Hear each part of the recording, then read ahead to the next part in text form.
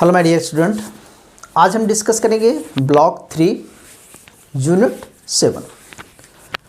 Class block 3 unit 7 के जब आप फर्स्ट पेज पे जाते हैं तो आप देखते हैं कि वहाँ पर परफेक्ट कंपटीशन स्टार्ट हो रहा है। और परफेक्ट कंपटीशन, फिर मोनोपोली, फिर इम्परफेक्ट कंपटीशन, फिर आपका ब्लॉक 4 में ओलिगोपोली, डिपोली एंड अदर मार्केट, ठीक है, वहाँ स्टार्ट हो रहा है। सारे मॉडल्स वहाँ पर आपको पढ़ने हैं ओलिगोपोली के।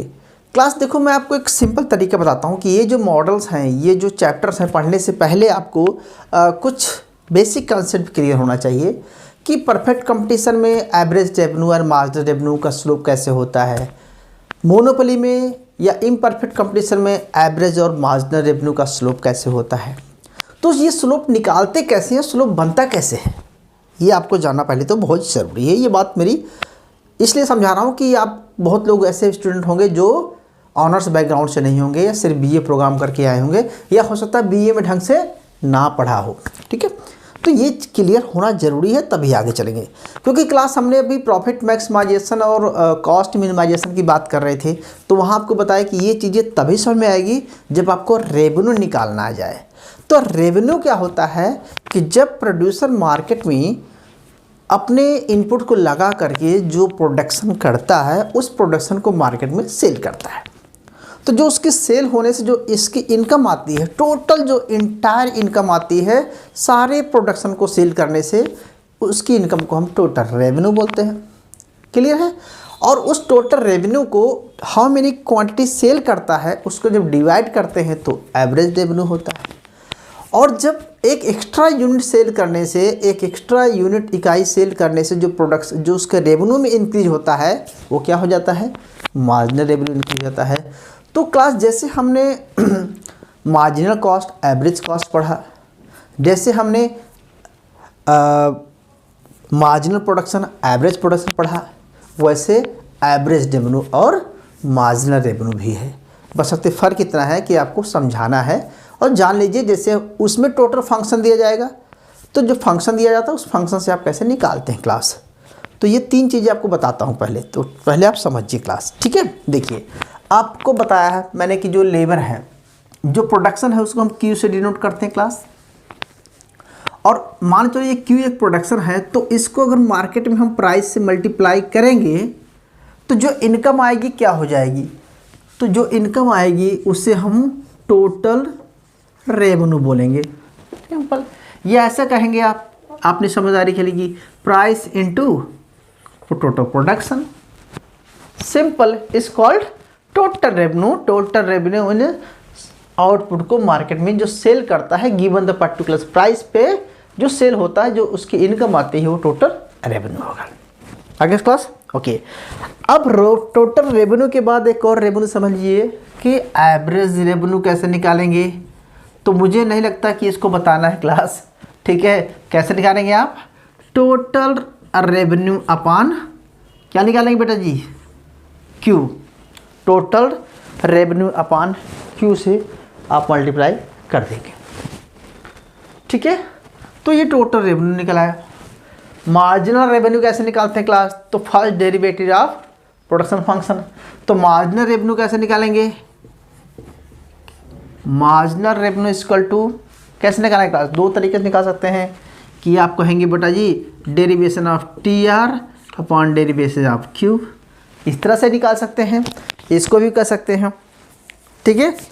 या आप एक तो और तरीका निकाल सकते हैं क्लास, आप ऐसा निकाल सकते हैं कि marginal revenue is equal to total revenue N minus total revenue N minus 1। ये तो सिंपल फॉर्मेट है क्लास कि पिछले साल करंट का प्रोडक्शन और इससे पिछला प्रोडक्शन।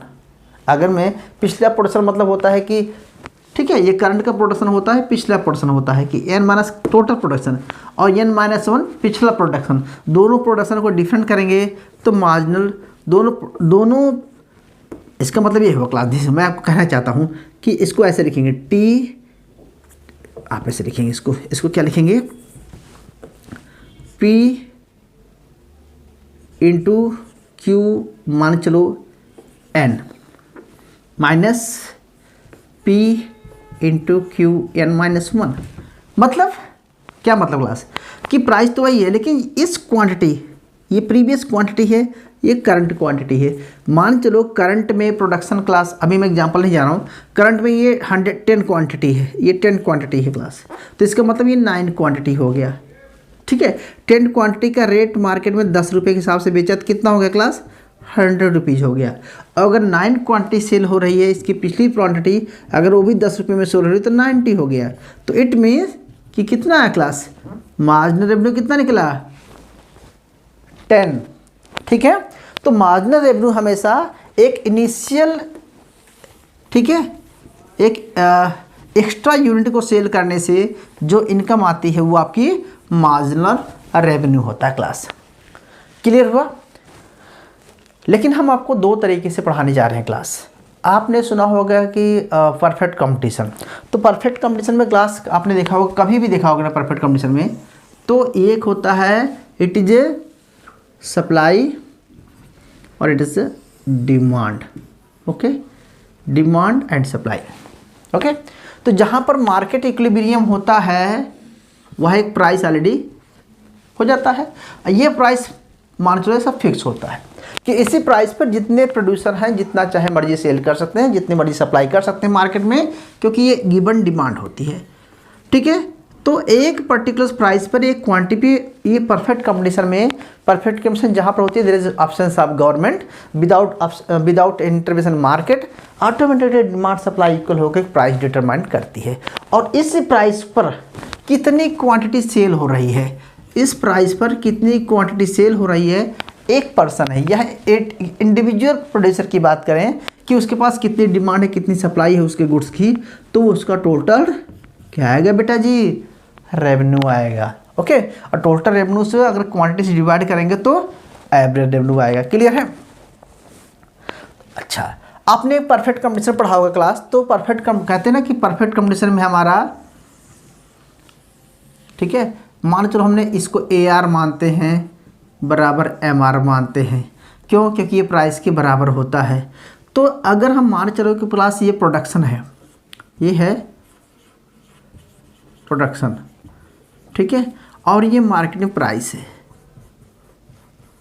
ठीक है, तो परफेक्ट कंपटीशन में AR और AMR हमेशा इक्वल क्यों होता है, हमने ये पढ़ा था अपनी ये है कि AR MR हमेशा इक्वल होता है क्लास। क्यों होता है, क्योंकि ये प्राइस ऑलरेडी फिक्स होता है, प्राइस ऑलरेडी हमेशा फिक्स होता है, और उस प्राइस पर कोई भी सेलर जितना चाहे मर्जी सेल कर सकता है। तो कोई मर्जी इतना सेल कर सकता है, जब वो सेल की बात आती है तो टोटल रेवेन्यू निकलता है। और जब इस टोटल रेवेन्यू को अगर आप क्लास अब निकालेंगे तो हमेशा क्या निकलेगा, AR MR जो है हमेशा प्राइस के इक्वल निकलेगा। क्लियर हुआ, नहीं समझ आया। अच्छा, मैं करके दिखाता हूँ क्लास। चलो मान चलो परफेक्ट कंपटीशन लेते हैं, यहाँ जाकर दिख रहा होगा। ओके, अगर मार्केट में परफेक्ट कंपटीशन है क्लास, तो मार्केट में अगर परफेक्ट कंपटीशन है तो टोटल रेवेन्यू कैसे निकलेगा, total revenue in perfect competition कैसे निकालेंगे, P इंटू क्यू। ठीक है, P इंटू क्यू, लेकिन P बार लगाएंगे, P बार इंटू क्यू, क्योंकि यहाँ पर P इज गिवन होता है, कांस्टेंट होता है। ठीक है, तो ये क्या होगा क्लास, इसको इक्वेशन मान लीजिए फर्स्ट। इन परफेक्ट कंपटीशन, भैया I am talking the perfect competition, perfect competition, ठीक है, समझना, परफेक्ट कंपटीशन। परफेक्ट कंपटीशन में यहाँ पर जो मार्केट में ऑप्शंस ऑफ गवर्नमेंट होता है उस केस में ये हमारा TR हो गया। तो अच्छा बताइए आप AR कैसे निकालेंगे, तो AR इज इक्वल टू क्या होता है बेटा जी, क्या होता है, TR अपॉन Q। अब बताओ TR की जगह पे आप क्या लिख सकते हैं, TR की जगह पे इसको लिख सकते हैं, क्या लिख सकते हैं, P bar into Q upon Q। Q से Q कट गया तो कितना है बेटा जी, क्या आ गया यार बताओ, कितना आएगा, P आएगा। तो यानी कि परफेक्ट कंपटीशन में AR किसके बराबर होता है, प्राइस के, तो इसीलिए प्राइस के बराबर AR हो गया। आगे समझ में, ओके। अच्छा, अब आप MR निकाल के दिखाइए, यहाँ तक आ रहा होगा। मार्जिनल रेवेन्यू इक्वल टू क्या होता है बेटा, बताएंगे जरा। तो मार्जिनल रेवेन्यू इक्वल टू होता है derivation of T R upon derivation of Q. अगर इसका आप डेरिवेशन करेंगे तो क्या निकलेगा, क्या आएगा? अगर आप इसको ड्राइव करेंगे तो कायदे से क्या निकलेगा बेटा भाई, इसका तो जीरो हो जाएगा, इसका तो जीरो हो जाएगा, कुछ नहीं है, तो क्या निकलेगा? सिर्फ पी निकलेगा, सिर्फ पी आएगा। ऐसे कर सकते हैं। या दूसरा तरीका भी हम आपको दिखा देते हैं। दूसरा तरीका हम ये वाला लेते हैं, ठीक है। इस वाले तरीके में देख लीजिए, आप लिखिए कि मान चलो total revenue N, total revenue first, मान लीजिए एक फर्स्ट प्रोडक्शन है, माइनस टोटल रेवेन्यू टू। मतलब आपने दो क्वांटिटी बेची है। पहली क्वांटिटी मान चलो Q1 है, क्लास देखना, मान चलो Q1 है, तो इस P प्राइस पर आपने बेचा। एक और क्वांटिटी आपने सेल किया तो वो Q2 हो जाएगा। तो टोटल रेवेन्यू दो हो गया, ये Q1 को सेल करके है, ये Q2 को सेल करके है। कितना, नहीं समझ आ रहा? अरे भाई P into Q1 equal to TR1 मान लिया हमने, ठीक है। P into quantity T sale किया तो TR2 मान लिया, ठीक है। अब इन दोनों का डिफरेंस क्या होता है भाई? इस टोटल रेवेन्यू का डिफरेंस हमने आपको बताया कि क्या होता है बेटा जी, MR होता है। क्लियर है? अच्छा, इसको और कैसे सॉल्व करेंगे? अब क्या आप इसकी जगह पे क्या लिख सकते हैं बेटा जी? अच्छा, तो आप यहाँ पर आइए, आप इसी में लगाइए, ठीक है। यहाँ लगाए थे, अब इसकी जगह पे डिफरेंट है तो डिफरेंट जगह पर हम ये लिख सकते हैं, क्या लिखेंगे? TR1 माइनस TR2, दिखा राइट ना यार। और अपान क्या लिखेंगे? अपान लिखेंगे Q है, डिफरेंट Q है, तो Q1 minus Q2, Q1 minus, उल्टा में लिख रहा हूँ क्या यार, current Q2 minus Q1, Q2 minus Q1, आप करेक्ट नहीं कर रहे थे मुझे, और Q2 माइनस Q1, ओके। दो क्वांटिटी सेल किया तो एक क्वांटिटी, कितना चेंज आया है, ठीक है। अब समझ में आया? तो क्लास अगर हम इसको ऐसा करें, अच्छा अब एक बात समझिए, अब क्या TR1 की जगह पे क्या लिख सकते हैं हम? इसकी जगह पे हम लिख सकते हैं क्लास P इंटू, हम क्या लिख सकते हैं? PQ1 लिख सकते हैं, PQ1 लिख सकते हैं, और इसकी जगह पे सॉरी PQ2, PQ1 लिख सकते हैं अपॉन Q2 माइनस Q1। इसको और सॉल्व करेंगे तो P बेटा बाहर ले लेंगे, Q2 minus Q1 upon Q2 minus Q1। क्या हुआ? अब हम क्या करेंगे, ये कट जाएगा तो क्या आएगा बेटा जी आगे? P आ गया। क्या गया? P आ गया। तो हमारा कहने का मतलब क्या निकला बेटा कि परफेक्ट कंपटीशन में MR क्या होता है? प्राइस के इक्वल होता है, और AR भी प्राइस के इक्वल होता है। आगे समझ में? पहले नोट कर लीजिए, फिर आगे चलते हैं। प्लीज़ नोट डाउन कर लीजिए।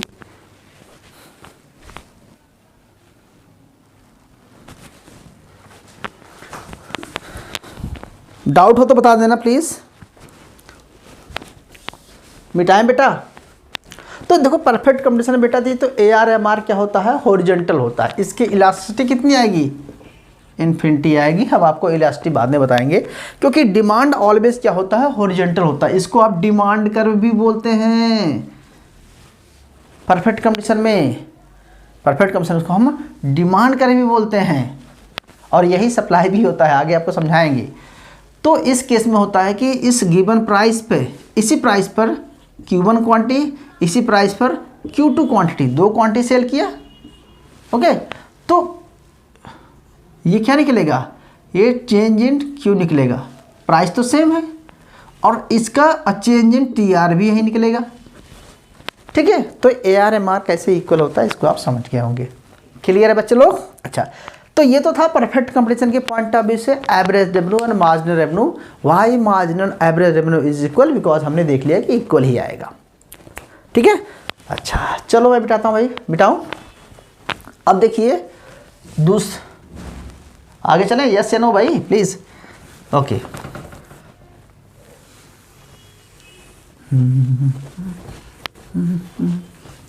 अगर बेटा जी अगर ये परफेक्ट कंपटीशन का मतलब होता है प्राइस गिवन होती है, यानी कि प्राइस टेकर है। यहाँ पर परफेक्ट कंपटीशन में क्या बोला जाता है कि ऑलवेज जो सेलर होता है, जो प्रोड्यूसर होता है, प्राइस टेकन होता है in a perfect competition. But if there is no perfect competition market, then price maker होता है। प्राइस मेकर मीन्स वो अपने अकॉर्डिंग प्राइस को चेंज कर सकता है। उसको लगता है कि मार्केट में सप्लाई का, मार्केट में डिमांड ज़्यादा है तो प्राइस को बढ़ा देगा, और लगता है कि मार्केट में डिमांड कम है तो प्राइस को घटा देगा। पढ़ा आपने? या कई बार ऐसा होता है क्लास कि जब मोनोपोली पावर होता है, वो इंडिविजुअल सेलर होता है, तो क्या करता है हाई प्राइस पे कम क्वांटिटी सेल कर सकता है और लो प्राइस पे हाई क्वांटिटी सेल करता है। डिपेंड करता है उसको मार्केट कैसी है। जिस मार्केट में लगता है कि रेट को डाउन करने से ज़्यादा सेल होगी तो वहाँ कम रेट रखता है। जिस मार्केट में हाई रेट रखने पर भी उतनी सेल कम नहीं हो रही है तो वहाँ पर वो हाई प्राइस रखता है। क्लियर है? तो उसका रेवेन्यू भी इस तरह से रिफ्लेक्ट करता है क्लास। तो अब आपको पढ़ाने जा रहे हैं हम कि भैया अगर इम्परफेक्ट कंपटीशन है तो एवरेज और मार्जिन रेवेन्यू का स्लोप कैसे होगा। तो आपने पढ़ के तो आए हुए हैं, आपने ऐसा पढ़ा था क्लास, ठीक है, कि भैया ये AR होता है, ये MR होता है, और जितना ये होता है इसका दुगना AR होता है, मतलब इसके हाफ पे जाता है। ठीक है, आपने पढ़ा था AR MR। आगे हम आपको इसमें बहुत डेप्थ में समझाएंगे, अभी आपको इलास्टिक वगैरह भी सब बताएंगे, लेकिन वो नेक्स्ट लेक्चर में पढ़ाएंगे हम क्लास आपको। तो यहाँ पर प्रोडक्शन है, यहाँ पर प्राइस है, AR और MR है। ठीक है, अच्छा अब मैं बोलूँ कि ये डाउनवर्ड स्लोपिंग क्यों होता है, कितना होता है AR तो हम AR और MR को अगर मोनोपोली मार्केट है, इम्परफेक्ट मार्केट है, तो कैसे निकालेंगे, क्योंकि न्यूमेरिकल मैथमेटिकल आपको प्रूव करना है और आगे चल कर के आपको इक्वेशंस देंगे, इसी के अकॉर्डिंग आपको फंक्शन बनाना पड़ेगा, इसी के अकॉर्डिंग आपको वैल्यू निकालना पड़ेगा। तो आपको ये भी जाना जरूरी है। तो अगर परफेक्ट कंपटीशन है तो निकाल लिया आपने। अब आइए क्लास देखिए, ये बताइए डिमांड फंक्शन क्या होता है, आपको पता है? डिमांड फंक्शन, ठीक है, तो हमें पता है कि डिमांड फंक्शन कैसा होता है। लीनियर डिमांड फंक्शन की बात कर रहा हूँ। यहाँ price is equal to A minus BQ। ठीक है, ये क्या है बेटा जी? डिमांड फंक्शन है। इसको दूसरे तरीके से भी लिख सकते हैं कि क्वांटिटी इज इक्वल टू, ठीक है, quantity is equal to A minus BQ। कई बार आपको ऐसा भी मिलेगा, तो चाहे आप ये लिखें चाहे ये लिखें। ठीक है, सॉरी, ठीक है। तो बेसिकली हमें यही पढ़ना होता है क्योंकि हमें स्लोप देखना होता है। तो B पर यहाँ पर क्या है क्लास कि ये जो डिमांड फंक्शन है इसको ये बोलते हैं कि यह एक ऑटोनोमस है। B का मतलब क्लास होता है कि प्राइस में चेंज होने पर क्वांटिटी में कितना चेंज आ रहा है। तो यानी कि ये B क्या है, यहाँ पर स्लोप को रिप्रेजेंट करता है। ठीक है, अब आपको मैं समझाता हूँ क्लास। ठीक है, अब मान चलो मार्केट में मोनोपोली है, मोनोपोली है। ठीक है, मोनोपोली मार्केट में बेटा टोटल रेवेन्यू कैसे निकलेगा? टोटल रेवेन्यू, तो टोटल रेवेन्यू चाहे कोई मार्केट हो, जितना वो सेल कर रहा है और उसके प्राइस से हम मल्टीप्लाई करते हैं। तो कैसे निकालेंगे? Total revenue equal to price into quantity. क्या लिखेंगे? प्राइस इंटू क्वांटिटीज, मात्राएं जो भी जितना बेच रहा है, तो क्वांटिटी सोल्ड लिख सकते हैं। तो आप इसको ऐसा लिख सकते हैं क्लास, प्राइस इंटू क्यू। तो total revenue is equal to price into Q. इसको हम फर्स्ट मान लिया टोटल रेवेन्यू। तो टोटल रेवेन्यू, अब अच्छा बेटा इसको और कैसे आप करोगे? आपके सामने P है, P की जगह आप क्या लिखेंगे? इसको लिखेंगे। तो P की जगह पे हम चूंकि लिख देंगे P इक्वल टू क्या होता है? A minus BQ। ठीक है, तो अब आप क्या करेंगे? यहाँ पर रख दीजिए, रखिए भैया, कितना आएगा? A minus BQ into Q। ठीक है, तो हम इसको ब्रैकेट में करेंगे बेटा जी, क्या करेंगे इसको ब्रैकेट में करेंगे इंटू क्यू। अब क्या करोगे जाएगा आपका ये यहाँ से मल्टीप्लाई हो गया ए क्यू माइनस बोलो भाई बी क्यू स्क्वायर, क्या हो गया बी क्यू स्क्वायर। तो ये टोटल रेवेन्यू का फार्मूला हो गया है। तो चाहे आप ये लिखें चाहे ये लिखें, टोटल रेवेन्यू का फार्मूला हो गया। ठीक है, क्लियर है? ओके, तो अब आप एवरेज रेवेन्यू निकालिए क्लास।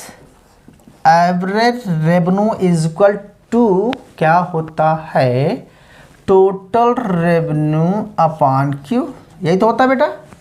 अब total revenue upon is equal to क्या लिखेंगे, P into Q upon Q. ठीक है, इसको आप काट देंगे, जब इसको काट देंगे कितना लगेगा, P निकलेगा। तो चाहे P लिख दें या चाहे हम लिख दें क्या क्या लिखेंगे बेटा जी, A माइनस बी क्यू, यानी कि इन मोनोपोली मार्केट में एवरेज रेवेन्यू किसके बराबर होगा, डिमांड फंक्शन के बराबर होगा, या हम कहेंगे प्राइस के इक्वल होगा। क्लियर है? अरे भाई बहुत सिंपल तरीके से तो चल रहे हैं यार, इतना भी नहीं आएगा तो फिर कैसे करेंगे बच्चा लोग हम आगे। चलो अच्छा, मार्जिनल रेवेन्यू निकाल के बताइए तो प्लीज़। अब मैं ही सब कुछ नहीं करूँगा, प्लीज़ मार्जिनल रेवेन्यू बताइए। मार्जिनल रेवेन्यू तो होता है change in T R upon change in Q, ऐसा कर सकते हैं या डेरिवेटिव निकाल सकते हैं। तो बराबर कीजिए डेल्टा चेंज, या चेंज का साइन लगा लो, आपकी इच्छा है चेंज लगा दो, कई बार ऐसा लिखा जा सकता है, ऐसा कुछ नहीं, चेंज होता है चेंज इन टी आर। अब टी आर क्या है बेटा जी, ये है, क्या है टी आर है। तो A Q minus B Q square change upon change Q, change Q मतलब है चेंज क्यू। ठीक है, और बेटा जब इसको आप सॉल्व करेंगे, मैं रियलिटी बता रहा हूँ, जब इसको पूरा सॉल्व करेंगे तो क्या आएगा बता दो। अरे कट जाएगा, बताओ क्या आएगा प्लीज़ यार। ये 2 आगे आ जाएगा। ठीक है, तो यहाँ पर a बचेगा, डेरिवेशन है तो यहाँ पर क्या बचेगा क्लास, सिंपल a बचेगा। आगे a बचा हुआ है, यहाँ पर माइनस है, ये 2 आगे आ जाएगा, 2 आगे आ जाएगा, b बचेगा। ठीक है, और q बचेगा। नहीं समझ में आया? अरे भाई आप ऐसा कीजिए ना, ये है फंक्शन, लिखिए टोटल रेवेन्यू इक्वल टू क्या है, ये a Q minus B Q square. Clear है? अब अगर मार्जिनल रेवेन्यू निकालना है तो इसका first derivative, derivation of T R upon derivation of Q, इसका फर्स्ट डेरिवेटिव बराबर क्या हो जाएगा, यानी कि मार्जिनल रेवेन्यू बराबर क्या हो जाएगा बेटा जी, इसके सामने 0 है, इसके पावर कुछ नहीं है तो 0, तो a और क्या आएगा ये माइनस 2 की पावर आगे आएगा 2b, और यहाँ पे सिर्फ q बचेगा, इसमें -1 करेंगे तो 1 ही बचेगा। तो ये क्या हम निकला आपका क्लास, मार्जिनल रेवेन्यू। तो देखो ये एवरेज रेवेन्यू निकला और ये मार्जिनल रेवेन्यू निकला। बोथ आर नेगेटिव स्लोप, और 2b लिखा हुआ है तो इसकी स्लोप से स्लोप ज़्यादा होगी। तो देखो ये, ठीक है, ये बराबर ये, ठीक है।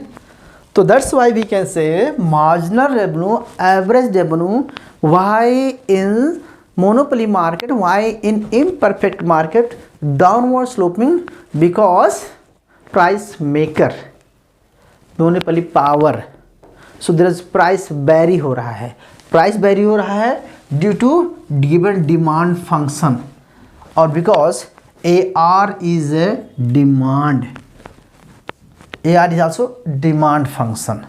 So अब आपको इतना समझ में आ गया होगा क्लास। तो ये तो था हमारा क्लास सिंपल आज स्टार्टिंग कि टोटल रेवेन्यू कैसे निकालते हैं, मार्जिनल निकालते हैं, एवरेज कैसे निकालते हैं, और इसके बाद हमने इसका मैथमेटिकल फार्मूलेशन देख लिया कैसे निकालते हैं।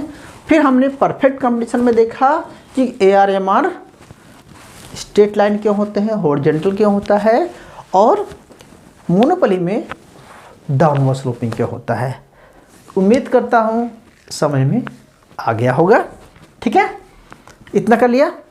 चलो अब 5 मिनट का ब्रेक दूंगा क्लास, इसको आप नोट कर लीजिए, समझ लीजिए। अब इसके बाद मैं आपको एक फंक्शन दूंगा, टोटल रेवेन्यू का फंक्शन दूंगा, और उससे आपको AR MR सब कुछ निकालना है, और निकालने के बाद उसका ग्राफ भी दिखाना है, ठीक है, कि TR कैसे जा रहा है तो MR AR कैसे आ रहा है, पहले ये पढ़ेंगे।